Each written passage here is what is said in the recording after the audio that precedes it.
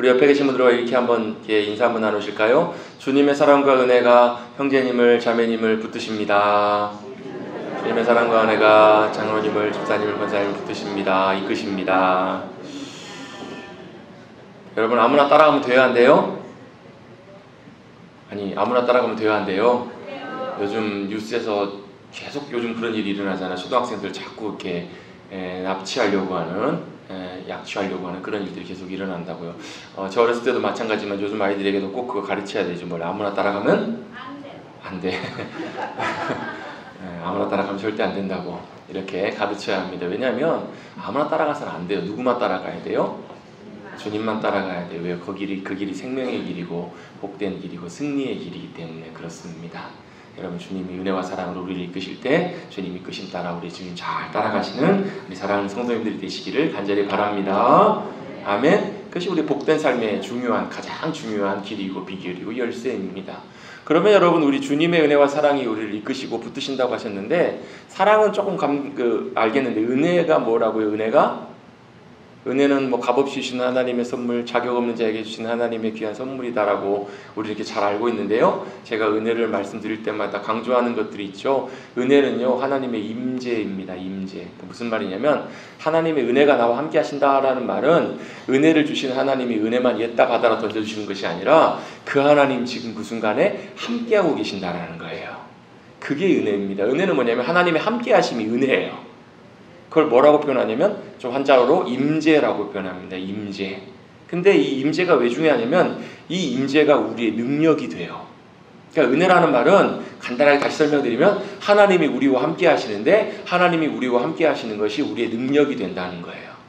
자, 애들에게는요 뭐가 필요하냐면 애들이 아빠가 함께하고 있으면 자기가 못하는 것도 다 해결이 돼요. 그렇죠? 왜? 능력 있는 아빠가 함께 하니까요. 자, 아까도 예배 올라오기 직전인데 갑자기 유튜브에서 연락이 왔어요. 목사님 잠깐만 빨리 와주세요. 예배 올라갈 시간 다 됐는데 왜 그런 거 봤더니 갑자기 멀쩡하게 잘 되던 컴퓨터가 또 안 된다는 거야. 요즘은 아이들이 다 컴퓨터에 이제 화면을 가지고 찬양도 하고 예배를 드리기 때문에 컴퓨터가 나와야 아이들이 이제 예배를 드릴 수 있잖아요. 제가 어떻게 했을까요? 뭐 어떻게 하겠어? 오라는 데 가야죠. 오라는 데 가가지고 어떻게 해요? 그 문제를 해결해 주고 왔어요. 제가 능력자다 이 말씀을 드리려는 게 아니라 어때요? 그걸 해결할 수 있는 능력이 있는 사람이 함께하면 그것이 더 이상 문제가 되지 않는다는 거예요. 은혜가 이런 것입니다. 은혜는 뭐냐면 하나님이 어떻게 해요? 우리의 삶에 함께 하시면서 우리가 할 수 없는 그 일을 주님의 능력으로 감당하게 하시는 거, 그게 은혜예요. 우리가 뭘 못해요? 하나님 기뻐하시는 일을 우리가 할 수 있을 것 같지만 못해요. 우리가 죄 짓는 거는 누구나 다 하지만 하나님이 기뻐하시는 순종하는 사람, 믿음으로 살아가는 사람 그게 안 돼요. 그래서 뭐가 필요해요? 은혜가 필요해요. 늘 우리가 도우시는 은혜가 함께 해주셔야, 그 말은 하나님이 우리 가운데 함께 하셔서 우리의 능력이 되어주셔야 그게 가능하다라는 거예요. 그래서 뭐가 필요하다고요? 우리에게는 그 은혜가 필요해요. 그 은혜가 뭐예요? 하나님의 함께 하심이에요. 하나님의 함께 하시면 어떻게 알아? 우리 하나님 함께 하시는 거 다 알죠? 아시죠? 모르세요? 다 아셔야 얘기가 되는데 다 알아요. 근데 뭐가 문제냐면 맨날 잊어버리고 살아요. 예배 드릴 때는 아멘 하고 하나님 함께 하시는구나 믿고 살아가는데 삶의 자리로 나가보면, 직장에 가고 가정으로 돌아가면, 우리 현실로 돌아가보면 전혀 하나님과 함께 하신 것과 무관하게 살아간다고요. 잊어버리고 사니까. 근데요 하나님의 임재가 함께 하시면 달라요. 어떻게 다르는가? 어두운데 빛을 쫙 불키면 어떻게 돼요? 어둠이 싹 사라지는 것처럼. 목이 마르는데 물을 마시면 어떻게 돼요? 갈증이 싹 사라지고 해결되는 것처럼. 뭐 어디 뉴스 보니까 저도 참 좋더라고요. 몇 달 동안 비가 안 오던 강릉에 어제 그제가 60mm 뭐 비가 왔다고 해요. 그렇죠? 어때요? 메마른 다 말라가는 그 땅에 강에 물이 다 실러 넘쳐나기 시작하니까 좋죠? 강릉 사람들이 막 우산 들고 나와가지고 너무너무 좋아하세요. 왜요? 마른 땅에 뭐가요? 비가 필요하고, 비가 내리니까 마른 땅이 어떻게 돼요? 적셔지잖아요. 그게 하나님의 임재예요. 하나님의 임재라는 말은 하나님이 나와 함께 하셔 그냥 그렇게 하고 무던하게 살아가는 게 아니라, 하나님이 함께 하시면 어둠이 빛이 비춰짐으로 사라지는 것처럼, 목말랐던 우리의 목마름이 물을 마심으로 해결되는 것처럼 하나님이 함께 하시면 임재가 나타나면 어떤 일이 벌어지냐면요, 염려하고 걱정하고 있었는데 염려와 걱정이 사라져요. 또 어때요? 낙심하고 걱정하고 있다가 괴로워하고 있다가 기쁨이 샘솟게 돼요. 옛날에 우리 많이 불렀잖아요. 내게 강 같은 평화, 내게 샘 솟는 기쁨, 내게 바다 같은 사랑 넘치네. 그게 언제요? 하나님의 은혜가 함께 하실 때, 주님이 함께 하시면 임재를 우리가 삶에서 경험할 수 있을 때 우리가 그걸 누릴 수 있다고요. 그게 실제라는 거예요. 은혜가 역사하실 때 그런 일들이 일어나요. 그래서 어때요? 아파하고 있을 때 회복과 치유가 일어나고요. 염려와 근심이 있는데 소망 중에 일어나게 되고요. 이러한 일들이, 역사들이 일어나요. 이게 뭐라고요? 하나님의 임재가 함께 하실 때 나타나는 하나님의 은혜라고요. 여러분, 이 은혜 가운데 살아가시는 사랑하는 성도님들 되시기를 주님의 이름으로 축복합니다. 그리고 이 놀라운 은혜를 우리 가운데 역사하게 하시는 분이 계세요. 나타나게 하시는 분이 성령님이세요. 성령님 우리 안에 함께 하시면서 하나님이 살아계신 분과 하나님의 영광과 능력과 은혜를 우리 가운데 경험하게 하세요. 그래서 우리 가운데 성령님이 역사하시면 어떤 일이 일어나냐면 우리 마음 가운데 믿음과 소망이 생겨요. 여러분, 우리 보통 이제 고린도전서 13장의 말씀 보면 믿음, 소망, 사랑 이 세 가지는 영원히 있을 것인데 그 중에 제일 사랑이다 이렇게 말씀하잖아요. 그래서 사랑이 제일 중요해 생각하는데 믿음도 중요하고 소망도 중요해요. 근데 왜 거기 사랑을 얘기하냐면 믿음과 소망은요, 그것들이 다 이루어지면 더 이상 필요가 없어요. 자 보세요. 믿음은 뭘 바라는 거냐면 안 보이는 거, 없는 거 믿는 거지. 소망은 뭐 하는 거예요? 지금 내 손에 있는 건데 그걸 소망할 필요가 없어요. 소망은 뭐 하는 거예요? 내 손에 없지만 뭐 하는 거예요? 바라는 거예요. 있을 것을 기대하는 거예요. 믿음도 마찬가지고 소망도 마찬가지라고요. 그러니까 믿음과 소망은 뭐냐? 없는 거예요. 없는 것을 뭐 한다고요? 바라는 거예요. 지금 현실은 여전히 없지만 성령님이 우리 가운데 역사하셔서 소망과 믿음을 주시면 어떤 일이 벌어지냐면 현실은 안 달라졌어요. 현실은 여전히 그대로예요. 근데 뭘 하게 돼요? 바라고 기대하게 돼요. 왜요? 주님이 역사하실 것을 기대할 수 있으니까. 소망이라는 말은 바라고 원한다, 기대한다는 말인데 이 말을 이사야서에서는 이렇게도 표현하고 있어요. 앙망한다. 앙망. 요즘 잘 쓰는 말은 아니죠. 앙망이 무슨 말이에요? 우러르고 사모한다, 간절히 바란다, 이런 의미예요. 하나님을 소망한다는 말이에요. 하나님을 기리고 바라고 소망하면 어떤 일이 일어난다고요? 오직 여호와를 앙망하는 자는 새 힘을 얻으리니. 독수리가 날개침이 쫙 올라가는 것처럼 그 새 힘을 주신다는 거예요. 어떨 때요? 소망이 우리 가운데 부어질 때, 하나님을 사모하고 구할 때, 여러분 그 소망 가운데 서시기를 축복합니다. 여러분 그 소망이 우리 가운데 역사하기 시작할 때 하나님의 새 힘이 부어진다고. 이게 무슨 말이에요? 소망은 지금은 없지만, 보이지 않지만 내다보며 바라보며 기대해요. 그런데 거기서 그치는 것이 아니라 그걸 기대할 때 무슨 일이 일어나냐면요, 우리에게 힘이 생겨요. 우리에게 힘이 생긴다고요. 그것들이 어떻게 해요? 힘이 생겨서 걸어가도 피곤치 않고 달려가도 곤비치 않게 할 거다. 그것이 버틸 수 있는 힘을 준다고요. 이번에 그제 뉴스 보면 일주일 동안 그 미국에서 일하러 갔다가 구금되어 가지고, 거의 구금되었다가 이제 풀려나서 우리나라로 귀국하신 분들 한 300여 명의 근로자분들, 일하시는 분들이 이제 들어온 그 이제 기사들이 났어요. 근데 기사들에 보면 그 일주일 동안 아무튼 뭐 이렇게 일하러 갔다가 아무튼 어쨌든 이러저런 여러 가지 상황들 때문에 좀 어찌 보면 억울하게 7일 동안 고생을 했어요. 정말로 막 지독한 화장실 냄새에다가 막 음식, 쓰레기 같은 음식을 막 먹으면서 그렇게 괴로움 가운데 있었다고요. 근데 그분들이 하시는 얘기가, 돌아와서 하신 얘기가 그거예요. 그렇게 참 사실 불편하고 쉽지 않았지만 가족을 생각하면서 버텼다고. 가족을 생각하면서 이게 무슨 말이에요? 이제 곧 풀려나면 다시 가족을 만날 뭐가 있는 거예요? 기대가 있는 거예요. 소망이 있는 거예요. 그게 뭐예요? 그게 가기를 버티게 하는 힘이 되는 거예요. 여러분, 소망과 희망이 여러분 참 중요한 게 뭐예요? 그것이 우리에게 힘을 줘요. 소망과 희망이 끊어지고 없으면 사람이 인생을 버텨가고 살아가는데 너무너무 쉽지가 않아요. 거기서 모든 것이 끝나요. 그런데 소망이 있으면 그 소망이 우리에게 힘을 줍니다. 그것이 될 것을 기대하고 바라기 때문에 그래요. 그 일들이 이루어질 것을 알고 바라보기 때문에 그래요. 제가 예전에 책에서 읽은 얘기인데요, 옛날에 월남전에서 미군들이 이제 포로로 잡히게 됐어요. 그 당시 여러분 얼마나 열악해요. 포로로 잡혀서 또 언제 죽을지 어떻게 될지 모르는 상황 속에 그분들이 갇혀있는데, 그들 중에서 누가 있었냐면 크리스찬들이 있었어요. 예수님 믿는 그리스도인들이 그 가운데 있었어요. 그분들이 뭘 했나 했더니 이런 얘기들이 있어요. 그분들이 아무것도 없잖아요. 근데 그분들이 옛날에 신앙생활하면서 말씀을 암송했던 말씀들이 생각이 나요. 할 수 있는 게 아무것도 없으니까 뭐 하는 거예요? 그 말씀을 암송하는 거예요. 그러다 그 말씀을 암송하는 걸 어떻게, 아무것도 없으니까 휴지에다가 말씀을 암송하는 걸 적어요. 그러면 그 말씀을 암송하지 못하고 모르는 분들은 어때요? 모르는 그 포로들은 그 말씀을 읽으면서 하나님의 말씀을 읽는 거예요.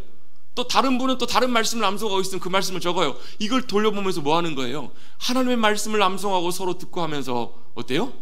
그 말씀이 삶의 소망이 되고 그 말씀이 힘이 되어서 그 포로 생활들을 잘 버티고 이겨내고 그 다시금 고국으로 돌아오게 되었다. 말씀을 통해서 힘을 얻고 주님을 소망하는 가운데 버티고 생존하게 되었다라는 얘기를 책에서 읽어본 적이 있어요. 그게 뭐예요? 말씀을 통해서 소망이 자신들에게 힘이 되고 그 기대가 바로 그들을 이끌어주는 버티게 했던 그런 귀한 힘과 능력이 되었던 거예요.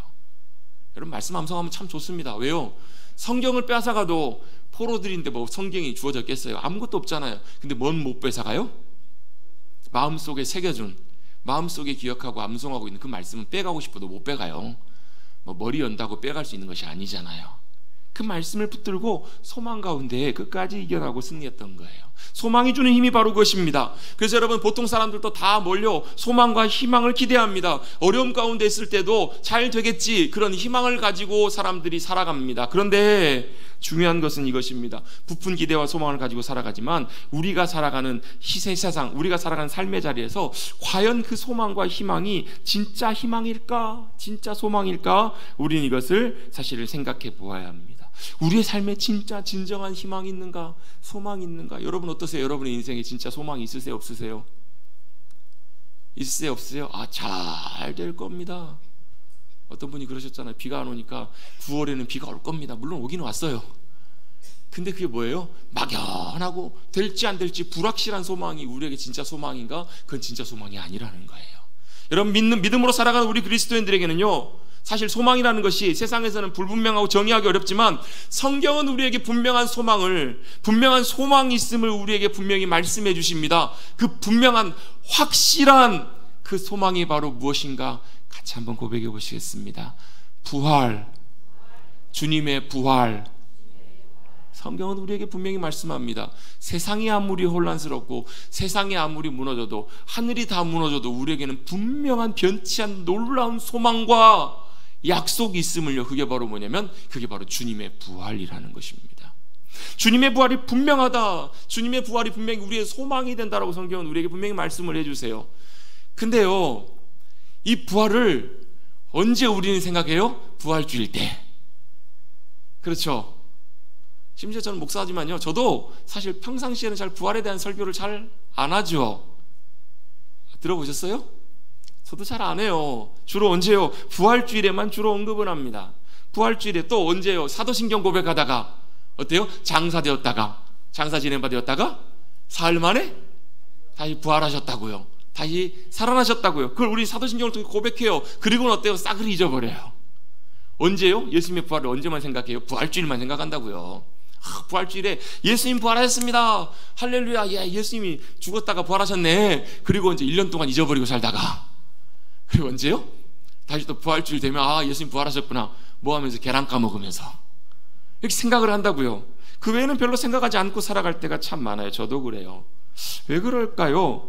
부활을 그냥 예수님이 십자가에 죽으셨다가 부활하셨어 이렇게 하고 그냥 넘어가 버리기 때문에 그래요. 예수님의 부활이 그냥 부활하셨어 라고 그렇게 인정하고 그냥 그렇게 믿고 마는 믿음의 영역이라고 그렇게 받아들이고 그냥 넘어가 버리기 때문에 그래요. 이게 무슨 말이냐면, 이게 무슨 의미냐면요, 예수님의 부활이 그냥 부활하신 그냥 그거지 우리의 실제 살아가는 삶과 현실과 우리가 살아가는 2025년 지금 우리의 삶과 연관이 없다라고 생각하고 느끼고 살아가기 때문에 우리가 그렇게 부활을 붙들고 살아가지 않는다라는 얘기예요. 여러분 맞는 것 같으세요? 그런 것 같으세요? 아닌 것 같으세요? 그렇잖아요. 여러분 우리 막 문제 생겼을 때, 어려운 문제 생길 때 뭐예요? 기도해야 합니다. 막 기도해요. 왜? 그건 우리 현실이잖아요. 삶이잖아요. 필요하니까 맞아 기도해야지, 하나님 도와주세요 이렇게 기도한다고요. 근데 예수님의 부활은 뭐예요? 그냥 부활주일 때 한번 그냥 예수님 부활하셨어 이렇게 믿고 고백하고 맞아 예수님 부활하셨으니까 우리도 언젠가 나중에 믿음으로 부활하겠지 이렇게 믿고 살아가는 저 너머에 있는 일이라고 우리가 받아들이기 때문에, 우리 현실의 삶과는 별로 상관없는 것처럼 여기기 때문에 그렇게 우리가 부활을 받아들인다라는 거예요. 그런데 이 부활은 우리의 믿음뿐만 아니라 우리의 현실의 삶에 있어서도 너무너무 중요한 믿음의 귀한 진리이고 사실이고 핵심적인 믿음의 중요한 요소라는 것입니다. 부활이 중요합니다. 봐봐요, 아무도 아멘 안 하시잖아요. 왜요? 평상시에도 별로 생각이 없이 부활에 대해서 그냥 예수님 부활하셨나 보다, 예수님 죽으신 다음에 부활하셨나 보다, 아멘 할렐루야 감사합니다, 이렇게 지나가 버리고 그렇게 만다라는 거예요. 또 나중에 언젠가 죽으면 우리도 언젠가 믿음 안에서 예수님 부활하셨다고 하니까 우리도 부활하겠지 이렇게 믿고 살아간다고요. 그런데 그게 아니고요, 실제 우리의 믿음의 삶에, 지금 우리의 삶에도 너무너무 중요한 것이 바로 뭐라고요? 주님의 부활이라는 거예요. 그래서 사도 바울도 고린도전서를 쓰면서, 자, 고린도전서는 뭐냐면 고린도 교회 성도들에게 사도 바울이 쓴 편지예요. 왜 썼을까요? 너무너무 고린도 교회에 지금 필요한 말씀이 너무너무 많아요. 필요하게 권면해야 될 게 많아요. 왜요? 문제도 많고요, 여러 가지 어려운 일도 많고 해서 사도 바울이 갈 수 없기 때문에 에베소에서 고린도 교회 성도들에게 믿음의 권면을 하기 위해 쓴 편지가 바로 고린도전서예요. 후서도 마찬가지지만 고린도전서에서 그래 시작하자마자 뭘 하냐면요, 인사한 다음부터 그 다음부터 책망해요. 뭘 책망해요? 고린도 교회에 뭐가 있었냐면요, 파당이 있었어요. 파당이. 교회가 한 교회인데 몇 개로 갈라졌냐면 크게 4개로 갈라진 거예요. 나는 예수님 따른 예수파다, 나는 바울파다, 아볼로파다, 나는 베드로파다. 여러분은 무슨 파세요? 차마 제 입에 근질근질하는 말이 있지만 안 하겠습니다. 여러분 무슨 파세요? 얼마 전에도 어떤 목사님하고 얘기를 하는데 그 교회가 이제 어려움이 있었어요. 어려움이 있어요 지금도. 그래가지고 성도들이 이제 2개로 다 갈라져가지고 서로 막 갈등하고 막 이런 상황 속에 있어요. 목사님이 막 시한폭탄 같이 언제 부딪히고 언제 교회가 막 난리가 날지 모르겠다고 너무 막 사실은 힘들어하시는 목사님하고 얘기를 나눈 적이 있어요. 2개로만 갈라져도 여러분 난리가 납니다. 교회가 생각해보세요. 4개로 갈라져가지고 어때요? 서로 자기들이 맞다고 잘났다고 여러분 싸우면 여러분 그 교회가 상상에 맡기겠습니다.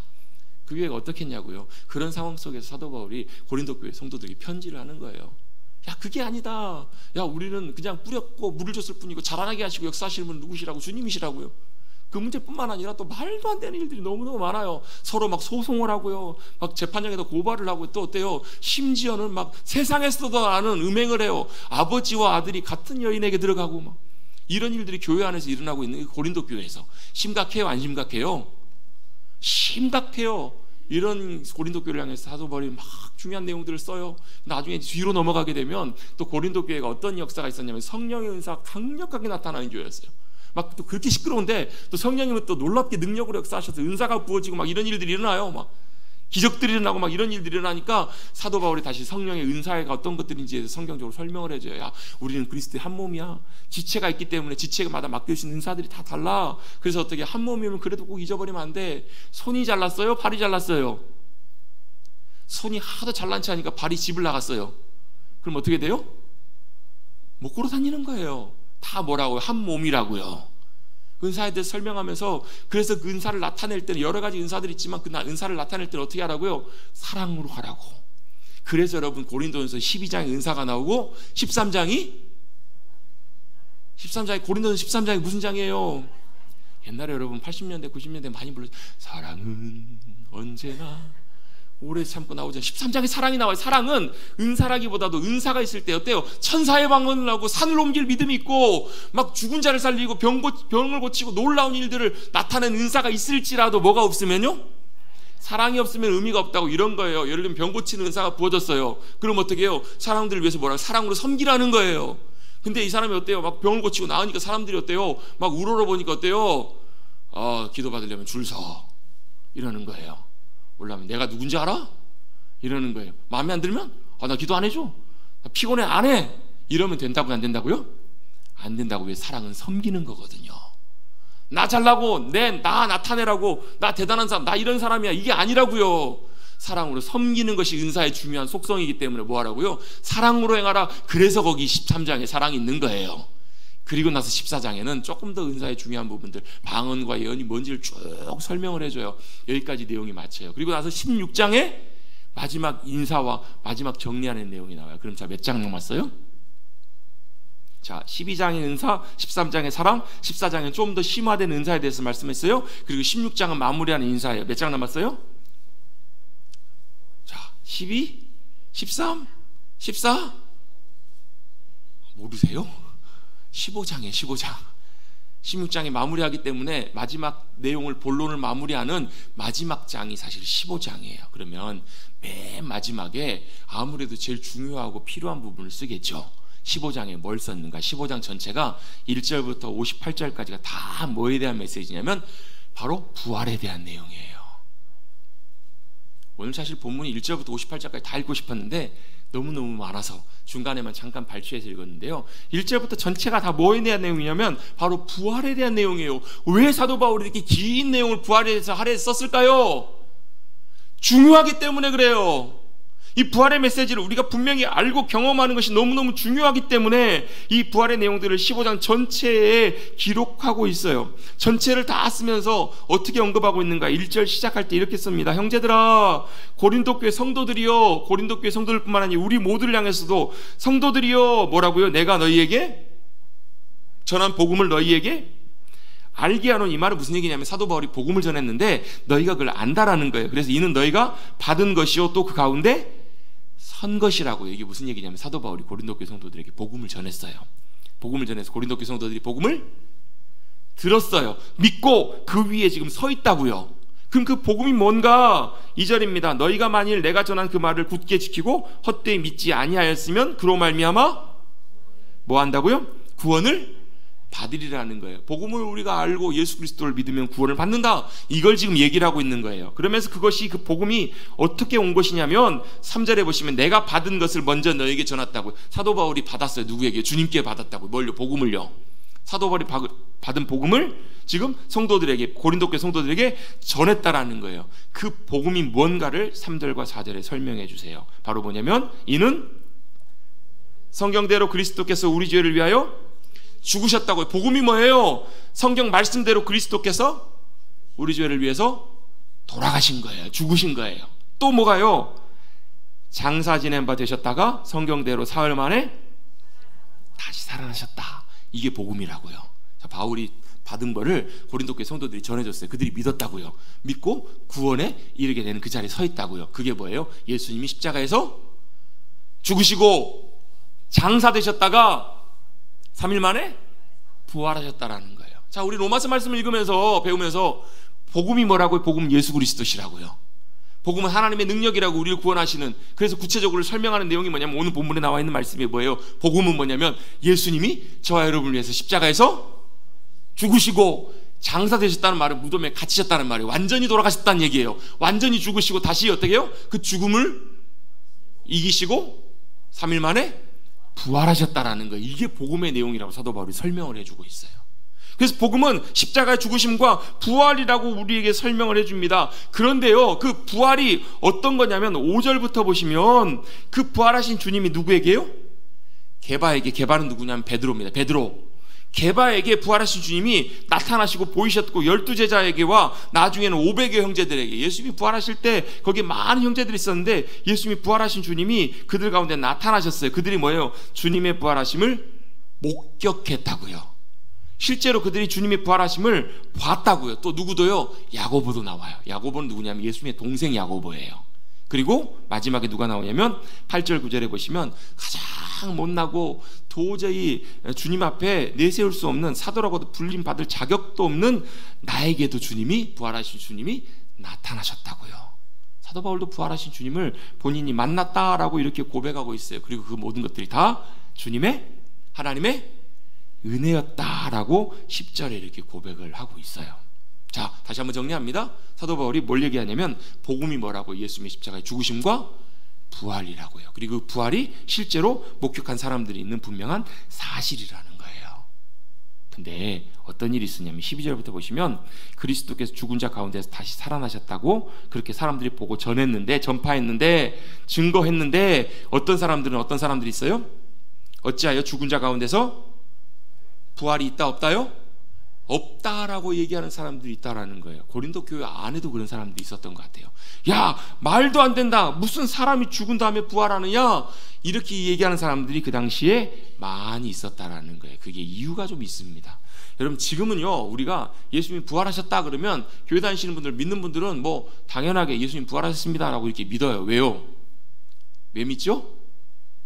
수세기를 통해서 만약에 예수님이 부활하신 것이 사실이 아니었으면 아무리 사람들이 얘기하고 부활하셨다고 해도 그게 여러분 시간이 지나면 점차 어떻게 돼요? 없어져 가요. 여러분 2000년이 지난 지금 여러분 지구의 반바퀴, 지구의 반대편에 있는 우리나라에 이 예수님이 부활하셨다는 복음의 증거가 전파될 수가 없어요. 근데 그 복음의 진리가 사실이었기 때문에 지금 우리 시대를 살아가는 우리들에게까지 그 복음이 부활이 예수님의 부활이 그대로 전해졌다고요. 근데 문제는 뭐냐면 그 당시에도 안 믿는 사람들이 그렇게 많았어요. 왜요? 그 이전까지는 누가 사람이 죽었다가 부활했다라는 것을 본 적 있어요, 없어요? 들은 적 있어요, 없어요? 아무도 없다고요. 그 당시 사람들의 사고 속에는요, 그들의 판단 속에는 사람이 죽으면 그냥 끝이에요.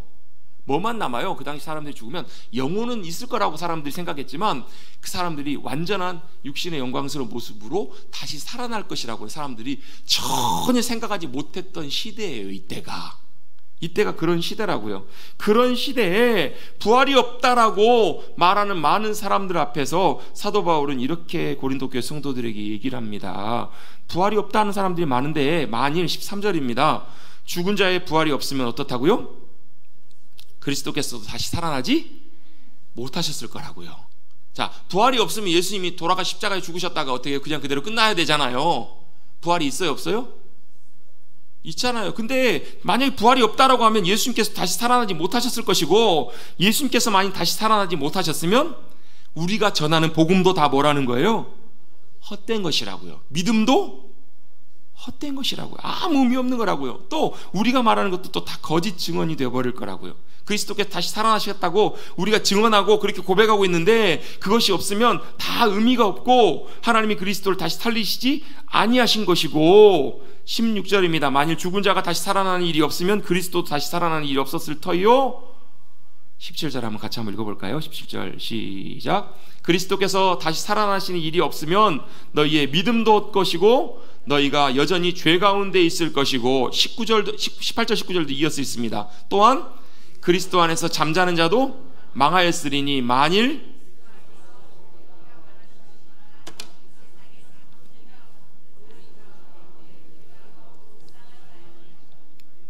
아멘. 자, 부활이 없어서 예수님이 만약에 다시 살아나신 일이 없었다면 간단하게 말씀드리면 여러분 이 자리에 앉아 계시는 저와 여러분이 제일 불쌍한 사람들이라는 거예요.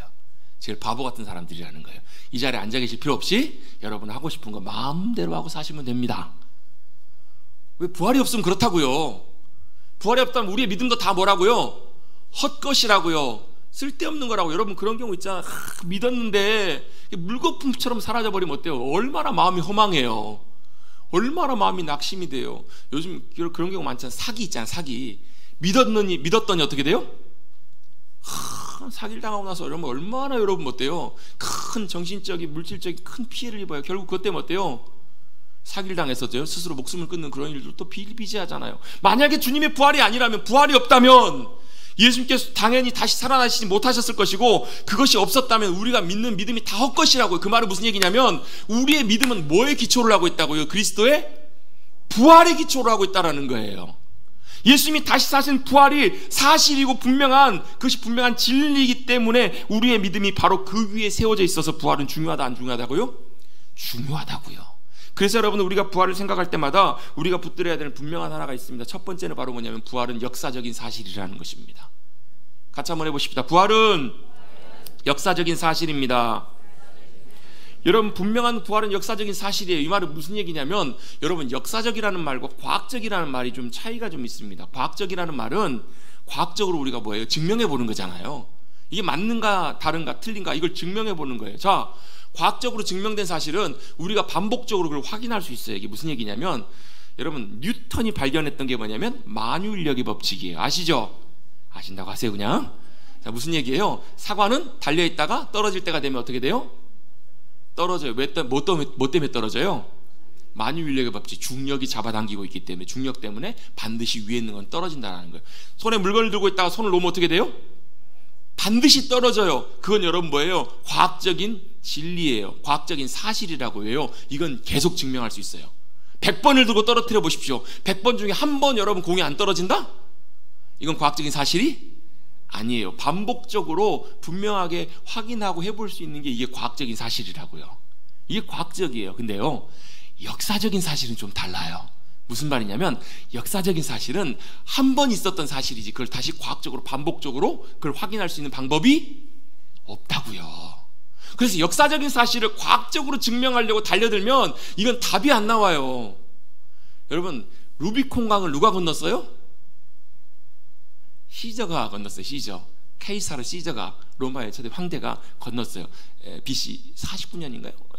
한 40몇 년, 50몇 년경에 루비콘강을 건넜다고요. 왜 건넜냐면 어때요? 군대를 이끌고 가다가 항복하고 돌아오라고 했는데 어때요? 군대를 이끌고 다시 로마로 향해서 진격하는. 그래서 그때 루비콘강을 건너서 그게 뭐예요? 주사위는 던져졌다. 그때 그런 말이 나오잖아요.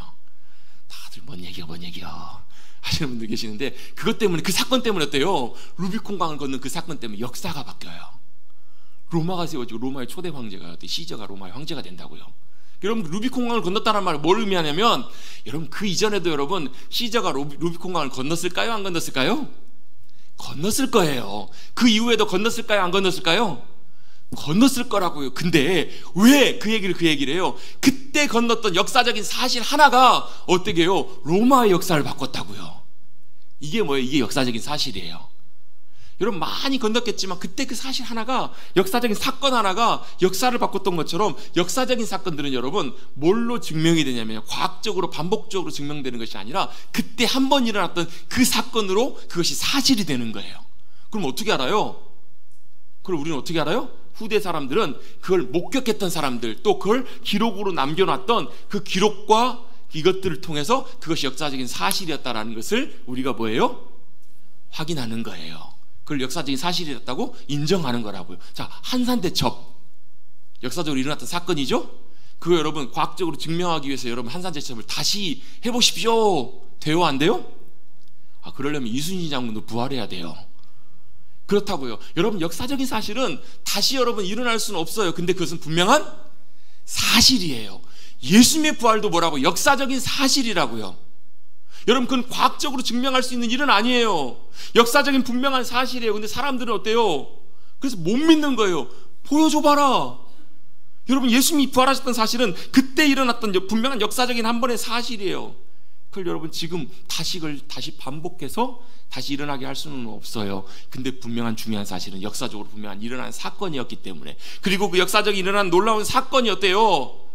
시저가 루비콘강을 건너면서 역사를 바꿨던 것처럼 예수 그리스도의 부활의 사건이 세상의 역사를 바꾸고 세상의 질서와 흐름을 바꾸고 세상의 모든 귀결될 수밖에 없는 방향을 바꾼 놀라운 역사적인 사건이 된 거예요. 예수님의 부활의 사건이 뭘 바꿨어요? 죽음으로 끝날 수밖에 없는 우리의 인생의 역사를 바꾸신 거예요. 모든 결론이 죽음으로 끝날 수밖에 없는, 무덤에서 끝날 수밖에 없는 우리의 인생과 모든 것들을 바꾸신 사건이 된 거예요.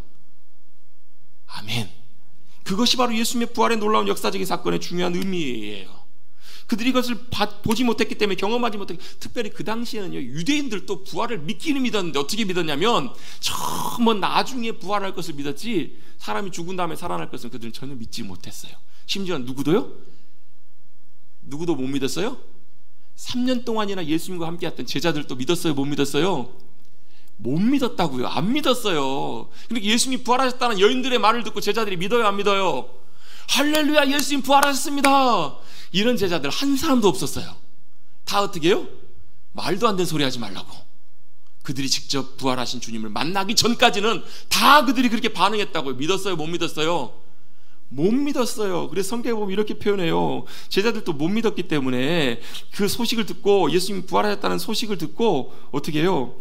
헛소리 하지 말라고, 어처구니 없는 말을 하지 말라고 이렇게 얘기를 하더라는 거예요. 제자들이 세번역 성경이나 이런 데 보면 그렇게 표현돼요. 어처구니 없는 소리를 하고 그들은 그렇게 받아들여요. 왜요? 상식 밖의 일이었기 때문에 그래요. 우리의 사고와 생각으로는 도저히 이해할 수 없는 일이었기 때문에 제자들도 믿지 않았더라는 거예요. 여러분, 부활하신 예수님을 만나지 못하고 믿지 못했기 때문에요, 예수님이 하셨던 말씀도 제자들은 깨닫지 못하고 믿지 못했어요. 이게 무슨 말이냐면, 예수님이 십자가에 죽으시고 부활하시기 전에 제자들에게요 여러 번 뭘 말씀하셨냐면, 예수님이 십자가에서 죽으실 것이고 고난당해 죽으실 것이고 다시 사흘 만에 살아나실 것을 제자들에게 미리 말씀을 하셨을까요? 안 하셨을까요? 몇 번이나 하셨을까요? 성경에 나와 있는 것만 최소 3번, 마태복음, 마가복음, 누가복음 공이 다 3번씩 나와요. 첫 번째로 하셨을 때는 언제냐면 예수님 베드로가 주는 그리스도시요 살아계신 하나님의 아들이십니다라고 믿음의 고백을 할 때 예수님이 칭찬하세요. 바요나 시몬아 네가 복되다. 네 고백 위에 교회를 세울 거라고. 엄청난 주님의 선포를 하시잖아요. 얼마나 귀한 얘기를 하세요. 베드로가 얼마나 좋았겠냐고요. 그러면서 음부의 권세가 널 해하지 못할 거다 하시고 나서 내가 그 일을 위해서, 그 역사를 위해서 내가 어떻게 해요? 예루살렘에 올라가면 장로들과 바리새인들과 제사장들에게 붙잡혀서 고난을 당하고 십자가에 죽으실 거라고. 그리고 사흘 만에 다시 부활할 것임을 예수님 제자들에게 말씀을 해주세요. 근데 그때 베드로가 예수님 믿습니다. 아멘. 주님께서 십자가 지시고 그리고 부활하실 것을 믿습니다. 이랬으면 얼마나 좋겠어요. 이래요 안 그래요? 베드로가 뭐라고 해요? 주여 그러시면 안 됩니다. 어떻게 그러실 수 있어요 주님? 절대 그러시면 안 됩니다. 왜요?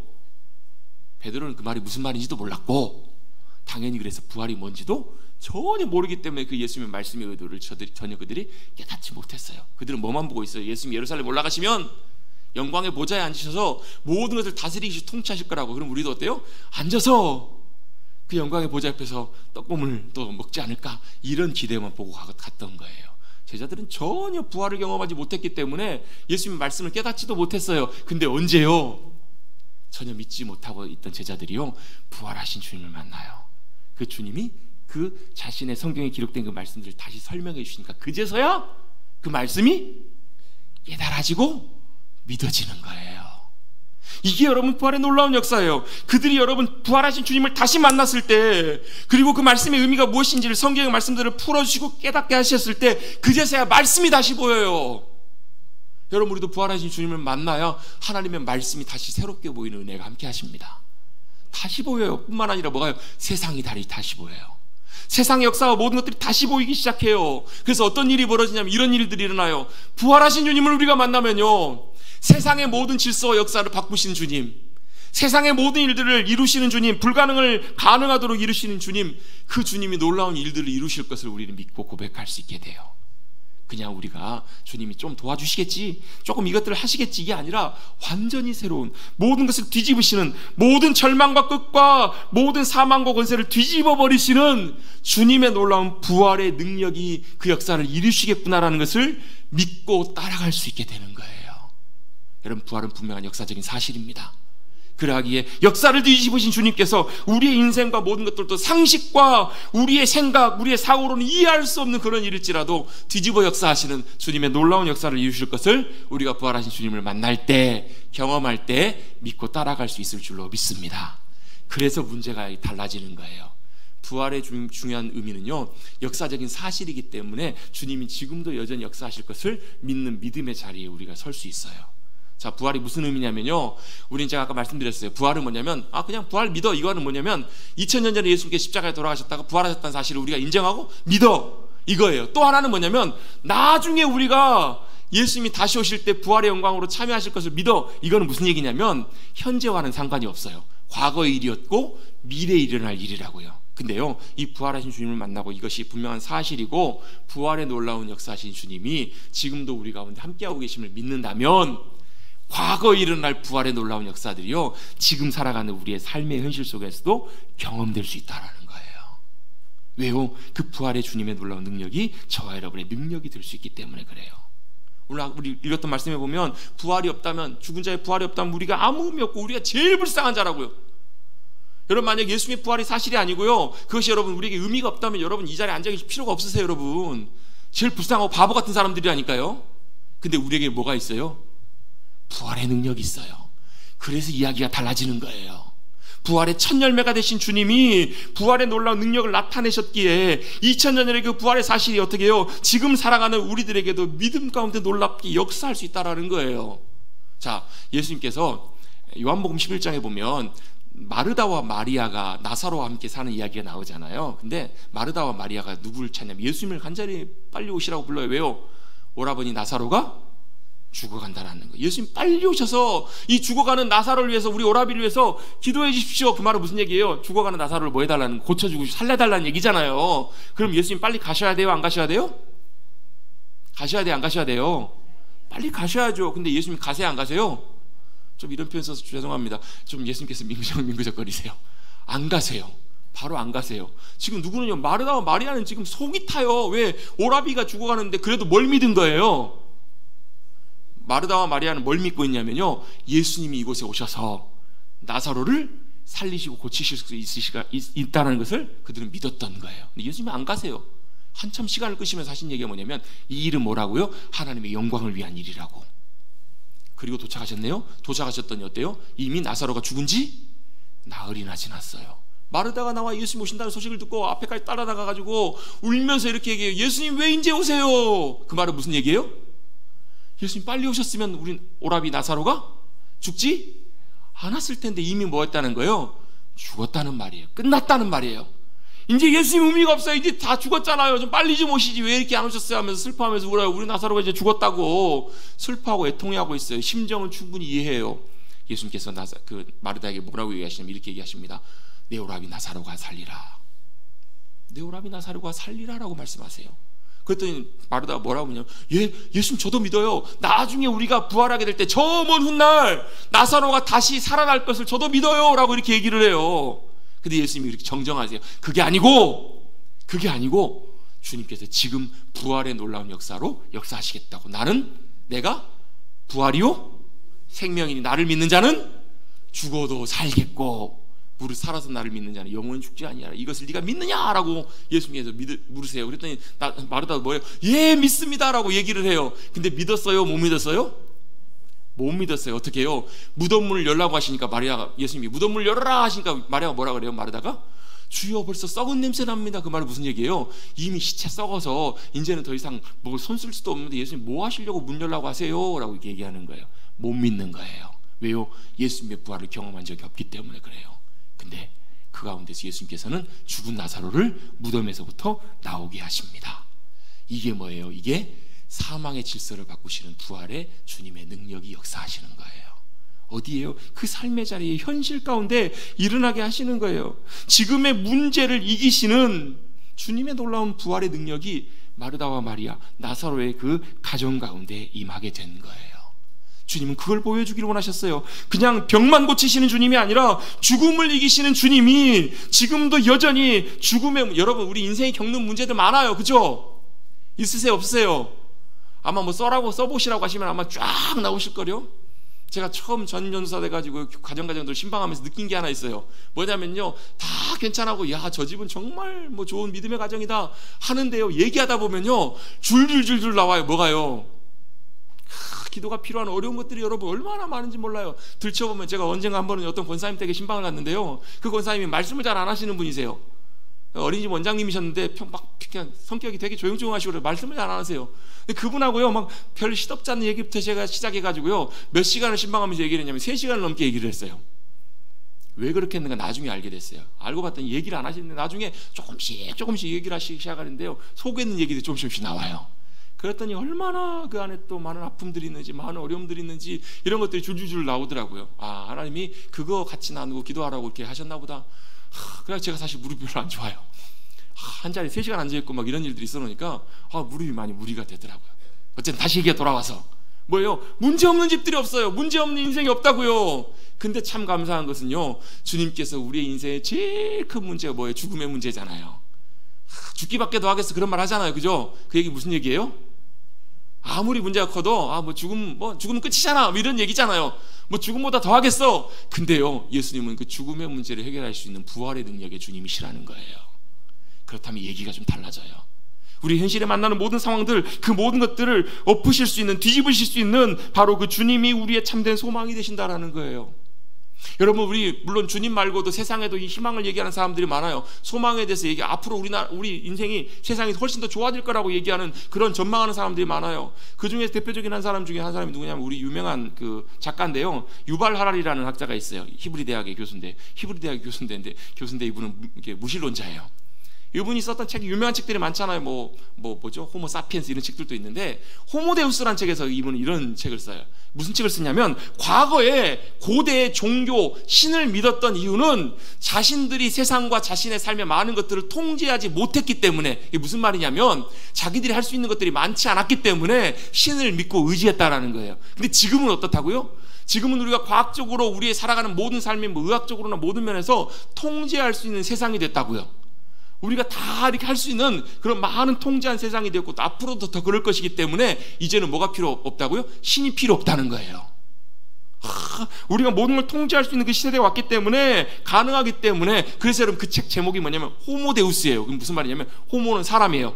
데우스는 뭐예요? 신이에요. 뭐가 신이라고요? 사람, 인간이 신이라는 거예요. 내가 곧 신이라고요. 이게 여러분 긍정적인 낙관론자들이 얘기하는 얘기들이에요. 근데 여러분 그런가요? 실제로 그래요, 안 그래요? 우리가 통제할 수 있는 것 여러분 다 통제할 수 있으세요? 여러분이 다 이렇게 해결하실 수 있냐고요? 아니요. 시대가 지나면 지날수록요, 우리는 우리 인간의 한계와 우리의 연약함을 더 보게 돼요.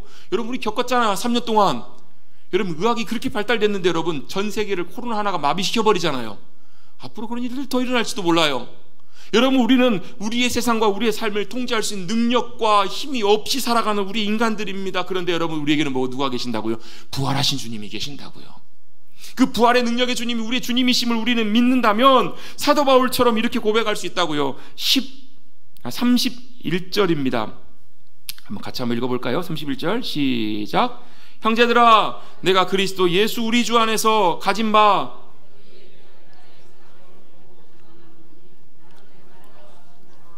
아멘. 왜 날마다 죽는다고 했을까요? 바울이 살기 싫어서요? 인생이 너무 힘들어갖고 아이고 죽겠네 이래갖고 내가 날마다 죽는다고 할까요? 뭐 자결하려는 거 아니에요? 아니죠. 왜요? 바울에게는 뭐가 있냐면 자랑이 있대요. 주 안에서 가진 바 너희에 대한 나의 자랑이 있다는 거예요. 그 자랑이 뭐예요? 주님이 부활하심이 나의 소망이 된다는 거예요. 나의 능력이 된다는 거예요. 그게 자신의 자랑이고 믿고 의지하는 소망이기 때문에 나는 날마다 죽는다는 말은 뭐냐면 죽음 앞에 두려워하지 않는다는 말이에요. 죽음이 나에게 더 이상 두려움이 되지 않고 죽음이 나를 붙들지 못한다라는 말이에요. 물론 여러분 나는 날마다 죽는다라는 말씀을 여러분 우리 영적인 의미로 해석해 보면 이런 의미도 있어요. 내가 십자가 앞에서 내 옛날 죄된 자아, 욕심에 정욕에 물든 내 죄의 자아가 날마다 죽고 내가 죽으면 누가 사세요? 내 안에 주님이 나타나시는 삶, 이것이 여러분 우리의 믿음의 삶임을 고백하는 그런 의미도 포함이 되어 있기는 해요. 날마다 죽는다는 말이. 여러분 날마다 죽으십시다. 여러분 못 구하고 죽는다는 말이 아니고 여러분 죽음 앞에 믿음으로 선다라는 말이에요. 우리가 늘 날마다 죽은 존재로 왜 옛날에 죄된 나는 죽었습니다. 과거의 나의 죄로 죽을 수밖에 없던 나는 죽었습니다. 그리고 나는 누구로 살아요? 예수 그리스도로 삽니다. 이 고백, 믿음의 고백이 이 의미 안에 포함되어 있기도 해요. 근데 이 장 전체가 부활에 대한 메시지잖아요. 부활에 대한 내용이라고 본다면 나는 죽어도 주님의 부활의 능력이 나를 붙들고 계심을 믿기 때문에 나는 두려워하지 않습니다 라는 그런 의미예요. 그래서 앞뒤 구절 앞뒤 좌우에 보면 어때요? 나는 부활의 놀라운 능력을 믿기 때문에 그게 없다면 내가 뭐하러 맹수들과 싸울 것이며 목숨 걸고 싸울 이유가 무슨 의미가 있겠냐는 거예요. 그게 아니라면 나는 그냥 인생이 의미도 없고 그냥 마음대로 먹고 마시고 살다가 인생 죽고 끝나든가, 아니면 내가 목숨 걸고 그렇게 일할 필요가 없다라는 거예요. 근데 우리에게 뭐가 있다고요? 자랑할 귀한 것이 있어요. 부활의 놀라운 소망이 있기 때문에 나는 그 앞에서 날마다 죽고 뭘로요? 부활의 생명으로 소망으로 삽니다. 이걸 사도 바울이 고백하고 있는 거예요. 이게 바로 부활의 소망으로 부활의 능력으로 살아가는 삶입니다. 여러분 찬송가 365장에 보면 마음속에 근심 있는 사람, 3절인가에 가사에 보면 이런 고백이 나와요. 뭐예요? 죽음 앞에 겁을 내는 자여 주 예수 앞에 하려라. 왜요? 죽음 앞에 겁을 낼 수 있죠. 사실 죽음이 우리 앞에 두려움이긴 해요. 근데 우리에게는 뭐가 있다고요? 부활의 소망이 있어요. 부활의 생명과 놀라운 능력이 있어요. 부활이 우리를 지배하고 붙들고 역사하고 계신다면 죽음이 우리를 더 이상 지배하지 못한다는 거예요. 나는 날마다 죽노라. 이 사도 바울의 고백은 예수님이 십자가에 죽으시고 부활하신 것처럼 나도 죽음이 아니라 부활의 생명이 나를 붙들고 있다라는 믿음의 선언입니다. 여러분 같이 한번 해보시겠습니다. 나는 날마다 죽습니다. 아멘. 여러분 이제 집에 가셔갖고 여러분 죽는다고 해서 여러분 목에다 이렇게 하시면 안 돼요. 이게 무슨 의미예요? 나는 날마다 죽지만 나는 부활의 소망과 생명 가운데 실제로 살아갑니다. 이걸 믿음으로 고백하는 거예요. 여러분 부활은 마찬가지 우리의 생각과 차원을 뛰어넘는 차원이에요. 그 주님이 역사하신 것을 우리가 믿고 받아들이는 거예요. 그 부활의 놀라운 주님을 만나시고 부활의 놀라운 은혜를 경험하셔야 돼요. 경험하셔야 된다고요. 머릿속으로만 그냥 아멘 주님 부활하셨습니다, 부활이 내 능력입니다, 이게 아니라 실제 저와 여러분의 삶에서 경험하셔야 된다고요. 사실 제가 그 부분을 경험한 것들을 좀 나누려고 원고를 준비했는데 1부 때도 그렇고 2부 때도 그렇고 시간이 부족해갖고 안 되겠어요. 도저히 지금 말씀을 마쳐야 되기 때문에 그래요. 그게 여러분의 이론으로, 여러분의 그냥 믿음의 고백으로만 남는다면 여러분에게 아무런 의미가 없어요. 그것이 여러분의 실제 삶 가운데 경험되고 역사하는 놀라운 은혜로 함께 주셔야 진짜 부활이 여러분의 삶의 소망과 능력과 힘이 되실 거예요. 더 이상 죽음이 붙들지 않는, 두려움과 염려가 우리를 붙들지 않는 부활하신 주님을 만났던 제자들은 완전히 다른 사람이 됐던 것처럼, 포기하고 때려치워버렸던 그들이 부활하신 주님을 만나고 다시금 주님께로 돌아왔던 것처럼, 여러분 우리도 부활하신 주님 그 부활의 산 소망 가운데 믿음으로 일어나셔서 이제는 내 삶이 세상과 죽음이 아니라 정반대로 생명의 주님께로 믿음으로 향하여질 수 있는 부활의 생명과 소망 가운데 감사와 기쁨으로 승리하시는 사랑하는 성도님들 되시기를 주님의 이름으로 축복합니다. 축복합니다. 마지막으로 같이 고백해 보시고 기도하시겠습니다. 주님이 부활의 산소망 되십니다. 아멘. 부활의 산소망으로 승리하시기를 주님의 이름으로 축복합니다. 기도합니다. 주님 감사합니다. 우리를 부르시고 붙드시고 인도하여 주셔서 믿음으로 하나님을 알게 하시고 예수님을 나의 구주로 믿고 믿음 안에 구원의 은혜를 누리며 주님과 함께 믿음으로 살아갈 수 있도록 우리를 부르시고 붙들어 주셔서 감사를 드립니다. 우리가 이 땅에서 믿음으로 살아간다고 할 때 주님의 부활, 그 부활의 놀라운 소망이 이론으로 머리로 과거에 있었던 사건, 또 미래에 일어날 사건으로만 그치지 말게 하시고 오늘 우리 살아가는 삶의 자리에서 부활이 놀랍게 생명으로 승리로 역사함을 경험하고 승리하며 살아가는 믿음으로 승리하는 우리 모두들 될 수 있도록 주님 은혜를 더하여 주시옵소서. 부활하신 주님을 우리의 삶의 자리에서 경험하고 부활이 우리의 진정한 삶의 산소망이 됨을 경험하고 살아가는 우리 모두들 되게 하여 주시옵소서. 감사드리며 예수님의 이름으로 기도드리옵나이다. 아멘.